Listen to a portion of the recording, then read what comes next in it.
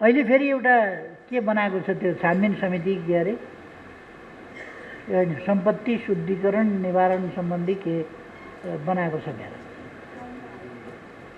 त्यो आयोग कि समिति के हो त्यो कुनै संवैधानिक आयोग समिति केही पनि होइन ज्ञानेन्द्र शाहले माघ 19 गतेको कुभन्दा पछि जसरी विरोधीलाई फसाउनका लागि सो कल्ड आयोग बनाएका थिए संवैधानिक निकायहरू छँदैछन् कानुनी निकायहरू छँदैछन् राज्यका स्थायी निकायहरू छँदैछन् हुँदा हुँदै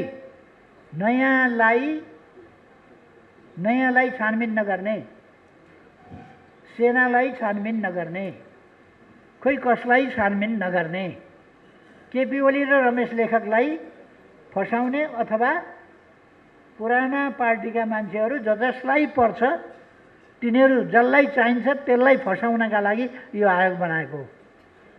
फेरि पनि म भन्न चाहन्छु यस्ता आयोगलाई हामी मान्यता दिँदैनौँ। अरू कसैले बयान दिए पनि म चाहिँ बयान दिन्न। त्यसमा सम्पत्ति विवरण भरेर म पठाउन्न। जे गर्न सक्छ गरोस्। यो राज्य होइन, यो पूर्वाग्रहको पोको हो, प्रतिशोधको पोको हो, देशद्रोही क्रियाकलाप गर्ने एउटा प्रायोजित भवितव्यले बनेको चिज हो। यसले विपक्षीलाई फसाउनका लागि यस्ता क्रियाकलाप गरेको छ। त्यो कुराहरू स्वीकार्य हुन सक्दैन।